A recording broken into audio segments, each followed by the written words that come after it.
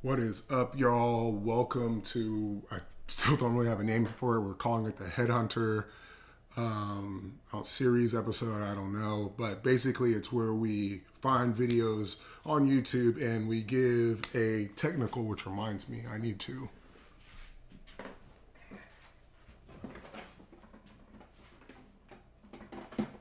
make sure that this whiteboard fits. Let's see how we want to do this. We want it there, or do we want it? Ooh, Jesus, that's bright. We're going to put it right there.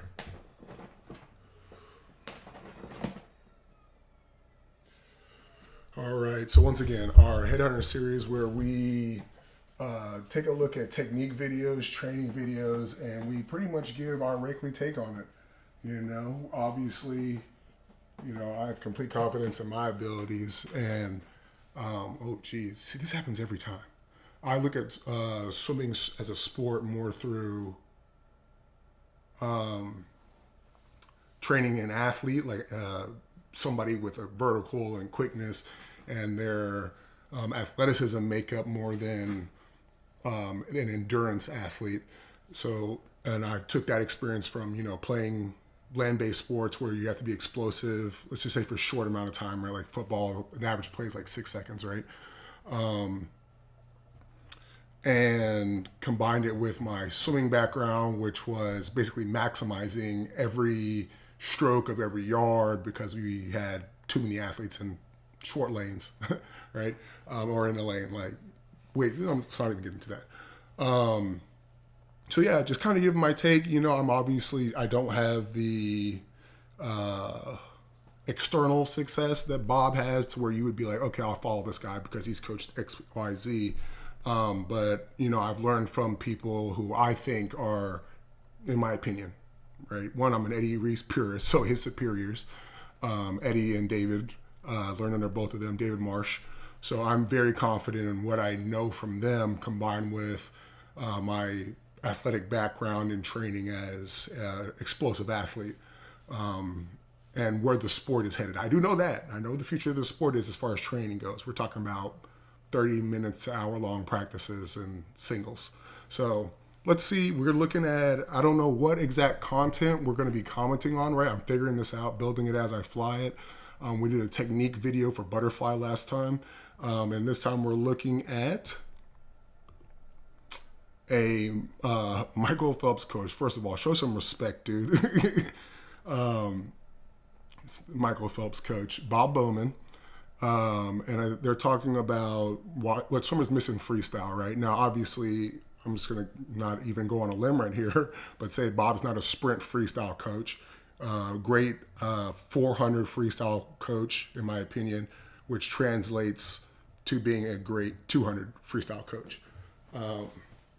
So anyway, yeah, let's see what they're talking about, guys. Let's jump in. And that's exactly what we do. You don't have to worry about 8 gold medals. What you have to worry about is this 500 free that's right in front of your nose right now. Do the turns better. There's something small that they can do. And that's how you achieve these big goals is you break it into little parts. I used to tell Michael, it's like, how do you eat an elephant one bite at a time, right? It's just like one little bite. You don't just do the whole thing. We don't have control over tomorrow, what it might be like, what condition you're going to be in, or certainly not 4 years down the road. But what you do have pretty good control of is what's going to happen in the next 2 hours. So I'm going to say this. My background in sports and land sports, the training, the way they train you is they'll yell out reminders about technique, right? So I'm a big man, so we'll do some I don't know if I can show this here, some pivot work, right? So I catch the ball, right? So let's say reverse pivot was a move I had, right? So you catch it, you're posted up, you catch the ball, you shot fake, and a reverse pivot is through here, right? Whereas most moves are shot fake and it's all in front of you. Reverse pivot is kind of a weird footwork to score the ball. So when they're teaching you and you're doing the skill, they're yelling out like cues about your motor skills you need to remember. And what I like about what Bob said there is like the elephant one bite at a time, working on your flip turns, whatever. You have to be, as an athlete, militant and present in what you're doing and paying attention to your turns, how you swim to create speed. If you're slowing down, okay, why are you slowing down? Is it because your hand went from here to here because you're getting tired and your body's trying to cheat you? Is your recovery slow? Are you even focused on or aware of what your recovery is doing? Where's your hand landing? Are you bending your knee enough to recruit your quad for your kick? Excuse me, guys. So, yeah, I agree. It's a step-by-step process, and it's just you want to swim the way in practice the way you want to race, and that requires the level of presence and awareness of what you're doing at all times. And once you check one thing off, you move on, and within a year, let's just say you do one thing a year, that's 12, or one thing a month, that's 12 skills you can become elite at. They both have big goals that are quite specific, and they have broken them into a plan, pieces that we kind of diligently work toward every day. And both of them recognize the value of an individual practice, and they want to get as much as possible out of each practice. And sometimes it's a lot, sometimes it's not that much, but they almost never leave the pool thinking that they went backwards. They found some way to get something out of that practice. So I think that's a mindset that's really important. They both are capable of doing extraordinary things in practice when they're completely focused and they're physically right. But what I've found is they very rarely give you like a 10 out of a 10 practice, but almost every practice is an 8. They have a very high average level of performance. I think that's what's the most important thing. So consistently over time, if you're throwing in 8s day in, day out, it's going to be a significant, way to be and how to improve. You think about that, because 8 is, I'm actually going through this with some of my kids that I work with. They're learning how to train. I always say, like the Michael Jordan quote, practice should be harder than your game. So they're learning how to practice harder than they're going to race, or practice at the level they want to race at. So with it, and it's specifically building the fatigue so their body can adapt to it. So this 8 out of 10 is not so much effort, it's execution. So am I doing my turns right? Is my stroke falling apart? Am I nailing my breakouts? Am I nailing my underwaters? How far am I going on my underwaters? If I'm dying, am I keeping my stroke together when I die? When I die, am I able to lock in on something to make sure my pace stays even? Right? How fast am I pushing myself, and then am I maintaining this effort? So it's not just am I going fast in practice or am I working hard? It's that list, like you said, that these athletes have, and they break it down, and then you're executing every day until it gets easy, and then that 8 becomes, you can push to a 9. And then that threshold of a 9, eventually your body adapts and it becomes your new 8. And then you push to a 10, your body adapts and becomes your new 8. And you push, before you know it, you're at an 80 out of 100 instead of an 8 out of 10. Right? So, yeah, shout out. That was a good point. Both realize the importance of technique, and they're trying to improve it all the time. In proper freestyle swimming, the head moves with the body to take the breath. It never moves independently. You don't want any lifting of the chin to take a breath. You don't want any looking forward or to the side of the pool to take a breath. You want to rotate your head in line with your body and take the breath in the natural rotation of the body. Try to take your breath with one goggle in the water. There's a bow wave that's going to be formed on your head, and you'll be actually taking your breath with the full mouth inside that bow wave. Watch Michael take a breath. You're going to see one goggle out of the water. You're going to see about half his mouth, but he's actually breathing inside the bow wave. One of the things I notice about Katie sometimes is she will over-rotate and you'll see both goggles on the breath. So one of the things we're working with her on is to be able to Just have one goggle showing and to minimize the head rotation. That way, your head and body move together.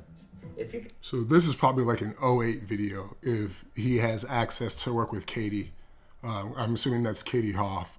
So this would have been some North Baltimore stuff. So this would have been like around '08. I'm sure '08, '07. see your whole face on a breath, or you're looking up to. Oh, and this is something I want to say. So one, I think Bob's completely wrong on breathing.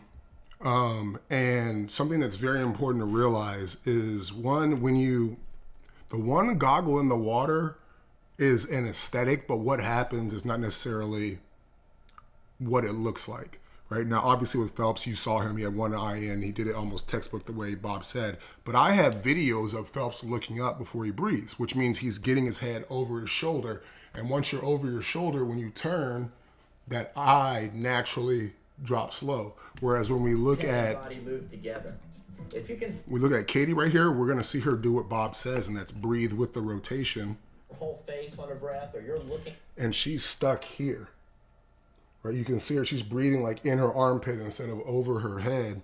Obviously, when you swim, eventually, as the arm comes over, you're gonna end up in the armpit, but in the beginning, you're over that shoulder, turn, and that's naturally going to drop the top portion of your head into the water. But when you breathe, and she's breathing late too, when you breathe into that armpit or late into the armpit, let's see if I'm here, my chin drops.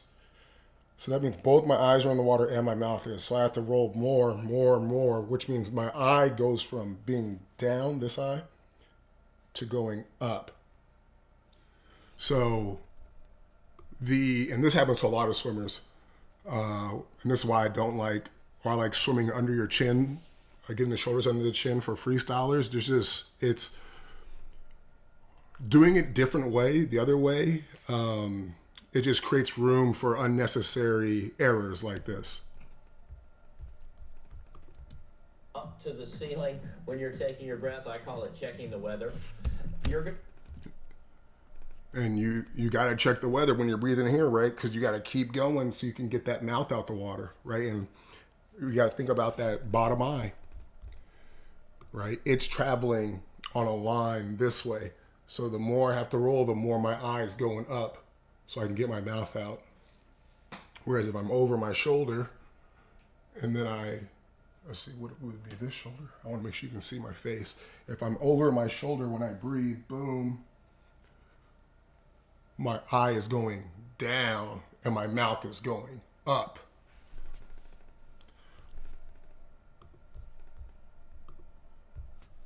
Looking up to the ceiling when you're taking your breath. I call it checking the weather. You're going to be over rotating from your head, and you're not going to be moving in unison with your body.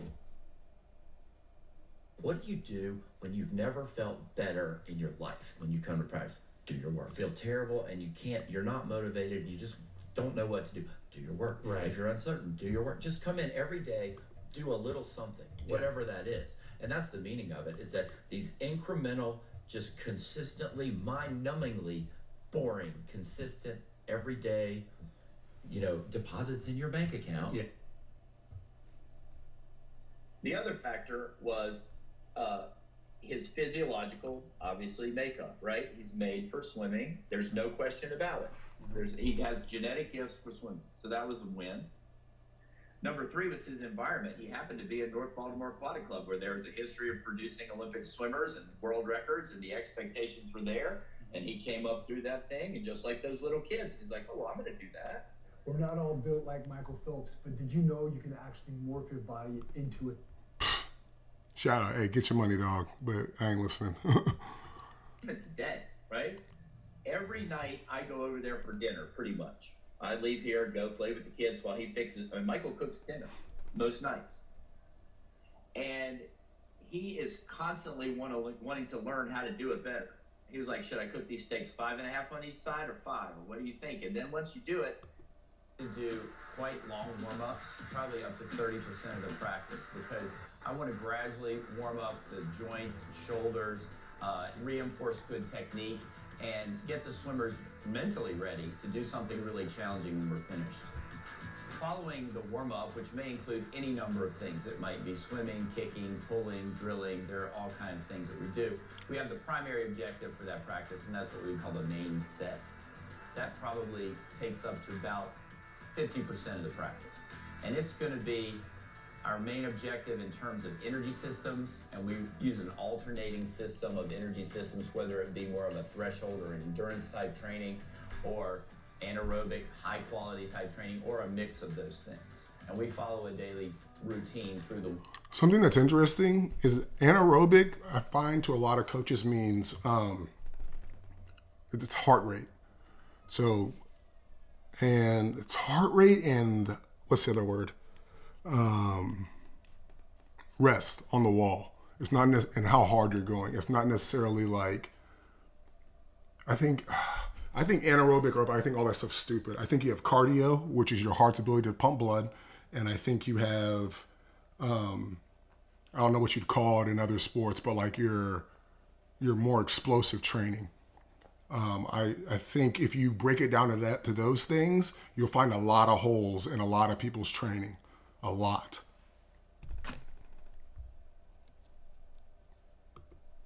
Which kind of... And opportunities to get better. On all those areas. The things that we take into account for the main set would be the energy system, the strokes that you're going to be doing.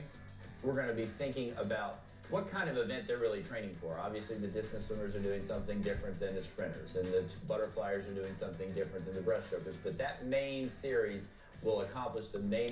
And what I mean by this, if you just saw the Simone Manuel video, is you can do anaerobic, which is sprinting, right? That's what they think it is, and hit $7,000. Okay?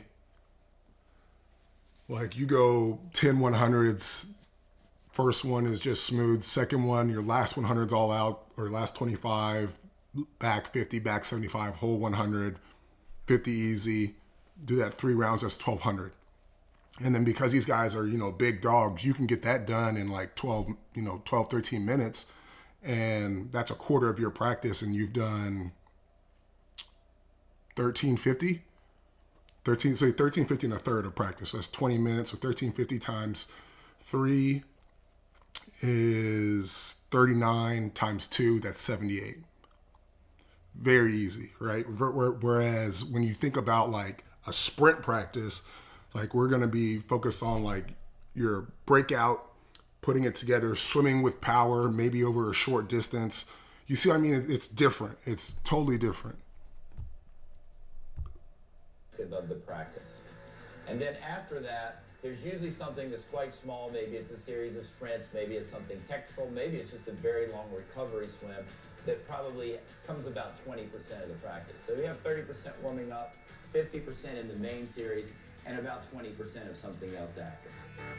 And guys, if you want to know your true swim potential in this moment, I want you to take my quiz and we'll give you a score.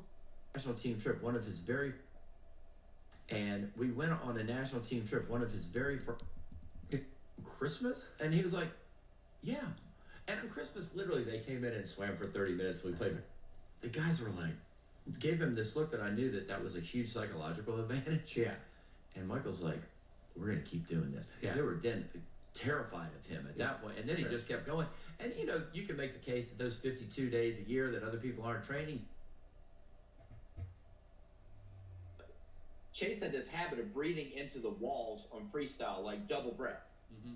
And he did it a lot. And he would do it in training.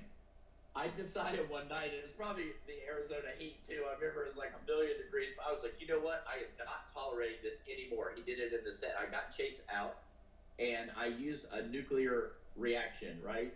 And I was like, you cannot do that. You're not going to do it again. Every time I see you, you're going to start the whole practice over. I was like the whole thing, right? And I had never been like that with Chase because he's a good boy and he always does what we want him to do pretty much. Mm-hmm. But I was like, I have got to get this taken care of and I said, if I don't get this taken care of, I can't get to the other 8 things that we have to deal with, like your backstroke, right? That's going to make a big difference. And I definitely went too far with it. But I wanted to make the only one chance I had. I wanted to make the impression. Chase, if you're going to win a gold medal, nobody's going to double breathe and win it. So I think that this is very important. I believe in this fully. You have, as a coach, and people will probably say, that's too much. You have to be militant about what you believe in. Do not let people get away with shit. Okay, militant. All right, and I think maybe going nuclear is the bad. I think it's a bad way because it's like, not that you need to use your emotions. You need to have emotional control, as in picking the right emotion and using it as a weapon more than reacting. It sounds like it was a little bit of both. Like he chose to go nuclear, right? But I talk about this when I work with club teams, is groups of athletes. It's like, this is what we're doing. If you don't do it, you cannot do it from home. So like if Chase was doing his double turns, I just say, hey, get out. I was like, our goal is to win. And double breathing is not going to help you win, so go home. You cannot win from home. And oh no, I'm going to do it. No, get out of here. I don't believe you. Come back tomorrow. Why are you here? I don't believe you. Go home. Right? Like, you got to make it painful. And like he said, I think this is also good, is he could obviously have worked on the other 8 things, right? But you make him earn his success, right? Like, so you have an Olympic champion in your hands, and it's like, no, if you want to be an Olympic champion and do the things that you need to do to be an Olympic champion, you're going to earn it. And, people think like it's like working hard, but no, I think it's more mental than anything. Like the thing that you don't want to do, right? You hear that all the time. Do the thing that you don't want to do. Do the thing that people don't want to do. You're going to do the thing you don't want to do, and then we can get the stuff I know you can do. That's how this is going down. And be militant about it. Because I think a lot of it too about the militant part is about respect and I think it's being feared more than being respected. Right? Like, oh, there's actual consequences and standards here. Like, I need to fly right. So if that's something you will accept, then you're not ever going to get there. So if you want to get there, you have to do it. The interesting thing is Chase never did another double breath. I've never seen him do one. A couple times a week, I give them one that's like clearly beyond what they had done before or could do, and you'd just be shocked at how many people would do it. And to say, hey, this is okay, but you can really do this. I often think about that. It's like, am I doing this practice to really help challenge them today and have a specific thing that they can get better at or learn from if they fail? And don't be afraid to let them fail on it sometimes. I think that's the other part. Just don't write every practice so nobody fails in the practice. Yes. It's easier, for me. Right. But that's where they'll learn everything that they need to learn about how to get better. Guys, if you're finding value in this So things to speed up development. What have I learned? I think you gotta go slow up front. Kids want to train and go fast. If you, like I said, kind of with the technique thing with Chase, you gotta make them earn it. Make them earn a hard practice. You get your technique right. Think about it like a JV and a varsity, right? Like, you need to learn all the things, or redshirting, right? Football player. You need to learn all the things you need to do, and then you can start getting playing time. But if you can't do the things I need you to do in practice, there's no chance. And like in my own personal coaching experience on club teams, like, we couldn't do hundreds in practice because of how many kids we had in each lane. 16 kids a lane. You have 11, 12-year-olds who are, some of the fastest kids in the country. Top 100 swimmers, ranked swimmers in their events. They're going to run somebody down. So we had to make every stroke of every yard count. Right, so maybe somebody who's doing endurance training but are able to do hundreds, because they're not using the right muscles because their technique is janky, maybe they're only getting like 70% of the advantage, but we're getting 100%. So if you do that, let's make the math easy. They're getting 20%, and we're getting 100%, right? So that's still too hard. 50%, they're getting 50% of the advantage. Right, we got some whiteboard action here. So janky technique. Right, equals 50% conversion of each yard. Right, perfect. Wow, I was like, I know I'm about to misspell this word. Jesus. Just so y'all know, it's almost 1 a.m. So let's just say, no, per yard, right? So that means I can do half as much training and get the same advantage, right? And anything I do over that, so if, let's just say this practice, right, 10 and unders, they're doing $3,000 a practice, right? If I can get to 16, we're going to outswim them or outrace them, right? Because we're developing and adapting our muscles to every stroke we're doing right now. And this is the thing about it too, is if we're just going 100s fast or 50s fast in practice, they're adapting to going fast with the right muscle group recruitments technique, whatever you want to call it, right? So we're actually, it's more than this, because we're getting better at using the right muscles at speed. Whereas endurance, you can't really go this whole thing all out, right? But down here, I can go hundreds on 3 minutes and mix in drills, and then they're going to, let's say, go however many hundreds all out with good technique. That 100 all out with good technique is how they're going to race, so we're getting more value. Just in terms of swimming, but also in terms of using the muscles we're actually going to use, or the muscles you actually need and we're going to use to go fast when we race. So the conversion is actually much higher. So that's it, guys. I think so. There was only one thing in there about freestyle, so that kind of sucked. It was about the breathing. I actually pulled up the video. So let's just look at that real quick. Sorry, give me a second, guys. Okay, let's see. Hopefully it switched over. It did not. Give me 1 second.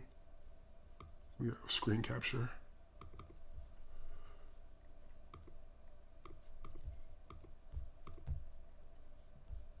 Wait, I know what to do.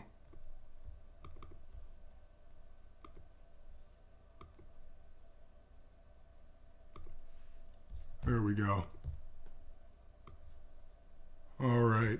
So we're going to watch Phelps look forward, like Bob said, don't do. And you have to do it. One, it gets you into that arch for a gallop stroke, or a hybrid stroke, where you're going to take that sprint stroke. Okay, we got Phelps. I don't know if, I won't show it. I'm going to put this over him. He's right here. That's Phelps.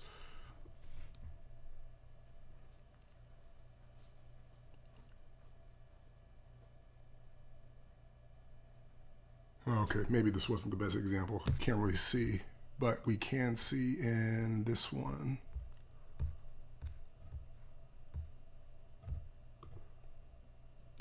Let me see real quick.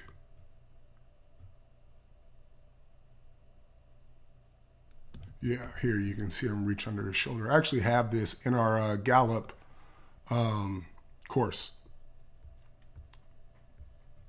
Oh, wow, that's cool how I just did that. All right, that makes this a lot easier. So you can see it, and you can see how he puts that arm under his shoulder every time. Instead of breathing with his arm next to his head, right? Instead of being here like Katie is and breathing with the arm next to the head or next to the shoulder, his shoulder is underneath so he can breathe right away. So like I said, you got to get that shoulder in the right position. I don't know what I just did there. That was kind of cool. But yeah, guys, that's it. That's our, I don't know what we're going to call it. Like I said, Headhunter series, whatever it is, episode 2. Thanks for hanging out. Make sure you hit that noti bell so that you're notified whenever we drop a video.